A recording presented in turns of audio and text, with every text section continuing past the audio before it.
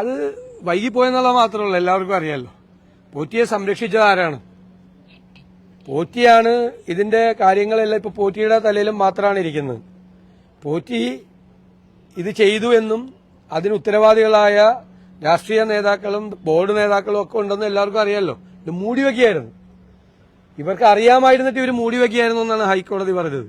അന്ന് എന്തുകൊണ്ട് ആ പോറ്റിക്കെതിരായിട്ട് ഇവര് നടപടിയെടുത്തില്ല? പോറ്റി കുടുങ്ങിയാൽ ഇവരും കുടുങ്ങുമെന്ന് ഇവർക്ക് അറിയായിരുന്നു. പോറ്റി കുടുങ്ങിയാൽ ഇവരും കൊടുക്കും. ഞാൻ നിങ്ങൾക്ക് തെളിവ് തരാം. കടകംപള്ളി സുരേന്ദ്രൻ ഒരു ചടങ്ങിൽ വെച്ച് ഈ പോറ്റിയെ പ്രകീർത്തിച്ച് പ്രസംഗിക്കുകയാണ്. ഒരു വീട് വെച്ചു കൊടുത്തോളൂ ദേവസ്വം ബോർഡിന്റെ ഒരു പദ്ധതിയിൽ. അതിന് തെളിവുകൾ ഞാൻ തരാം, എന്റെ കയ്യിലുണ്ട് തെളിവുകൾ. എന്നിട്ട് പോറ്റിയും വേറെ രണ്ടുപേരും കൂടിയാണ് വെച്ചിരിക്കുന്നത്. ഇവർ വലിയ ബിസിനസ് നടത്തുന്ന അയ്യപ്പ ഭക്തരാണ്, വലിയ ബിസിനസ്സുകാരാണ്. ഇവരുടെ 4ാമത്തെ പാർട്ട്ണർ സ്വാമി അയ്യപ്പനാണ്. അവിടെ നിന്ന് കിട്ടുന്ന പണം ഉപയോഗിച്ചിട്ടാണ് ഇവർ ഈ സേവന പ്രവർത്തനങ്ങൾ നടത്തുന്നത്. ഇത്ര വലിയൊരു അയ്യപ്പ ഭക്തരെ ഞാൻ കണ്ടിട്ടില്ല. ഇവരൊക്കെ തമ്മിൽ ബന്ധമുണ്ടായിരുന്നു. ആ ബന്ധത്തിന്റെ അടിസ്ഥാനത്തിലാണ് ഇയാളെ ക്ഷണിച്ചു വരുത്തി ദ്വാരപാലക വിഗ്രഹം കോടീശ്വരന് വിൽക്കാനുള്ള സംവിധാനം ഉണ്ടാക്കി കൊടുത്ത ഇവരാണ്. വ്യാജ ചെമ്പുപാളി ഉണ്ടാക്കി മദ്രാസിലേക്ക് അയക്കാൻ കൂട്ടുനിന്നവരാണ്. 1 മാസവും 9 ദിവസം എടുത്തു ഇത് ഇവിടെ എത്താൻ, ചെന്നൈയിലെത്താൻ വേണ്ടി, ശബരിമലയിൽ നിന്ന് എത്താൻ വേണ്ടി.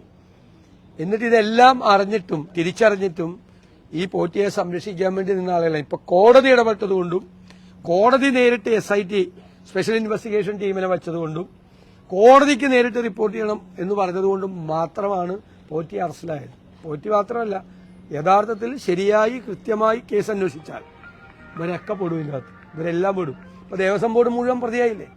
അന്നത്തെ ദേവസ്വം ബോർഡ് പ്രസിഡന്റ് അടക്കം ദേവസ്വം ബോർഡ് മുഴുവൻ പ്രതിയായില്ലേ? അന്നത്തെ ദേവസ്വം മന്ത്രിയും പ്രതിയാവും. പോലീസ് ശരിയായിട്ട് അന്വേഷിച്ചാൽ. അത് അന്വേഷിക്കണം എന്നാണ് ഞങ്ങളുടെ ആവശ്യം.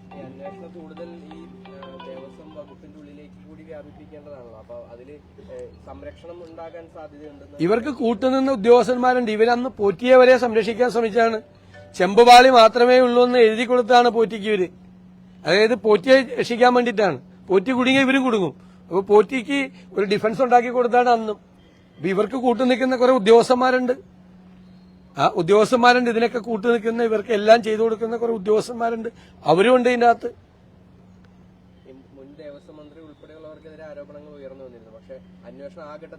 അല്ല, അത് എത്തണമെന്നാണ് നമ്മുടെ ആവശ്യം. അത് എത്തണം.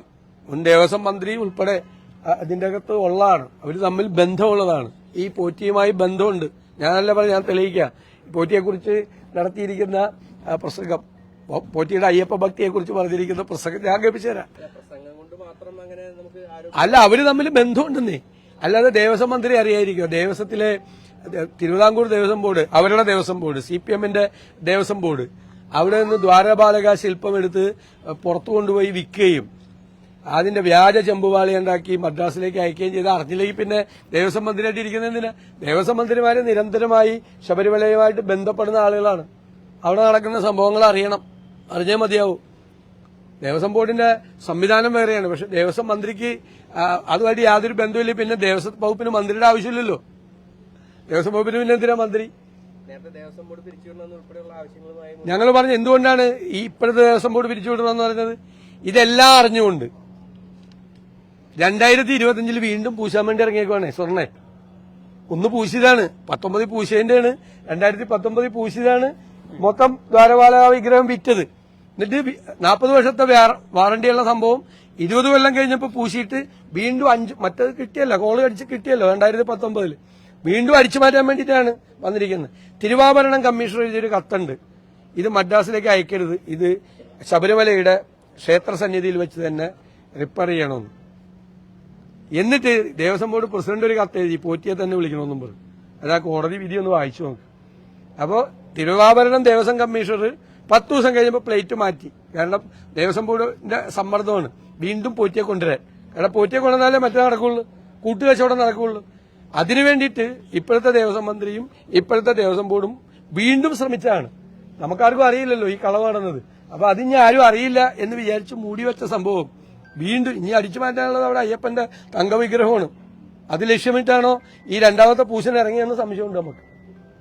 അത് മാത്രമല്ല, ഇനി അവിടെ കഥക് പോയി, കട്ടള പോയി, ദ്വാരപാലക ശില്പം പോയി, എല്ലാം ഇനി അയ്യപ്പന്റെ തങ്കവിഗ്രഹം മാത്രം അവിടെ ബാക്കിയുള്ളു.